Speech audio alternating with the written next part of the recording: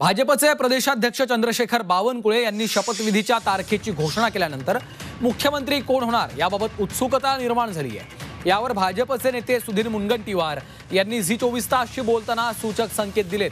माध्यम दर दिवशी जो चेहरा दाखवतात तो मुख्यमंत्री होईल असं विधान मुनगंटीवारांनी केलेलं आहे। त्यामुळे त्यांचा रोग फडणवीसांकडे आहे का अशा चर्चांनी आता जोर धरलेला आहे। या संदर्भात भाजपचे नेते सुधीर मुनगंटीवार यांच्यासोबत आम्ही संवाद साधलेला होता, त्यावेळेस त्यांनी काय म्हटलेलं आहे ऐकूया। असं वाटतं की जेव्हा माननीय बावनकुळे साहेबांनी माहिती दिली याचा अर्थ अतिशय स्पष्ट आहे, त्याला समजायचा विषयच येत नाही। अगदी सुधीर भाऊ, जर भाजपचाच मुख्यमंत्री होणार आहे तर कुणाचा चेहरा असेल? ते माननीय पंतप्रधान आणि अमितभाई सांगतील। साधारणतः तुम्ही तर 50-10 दिवसभरातून दाखवलेला चेहरा असेल, दुसरा कोण असणार आहे?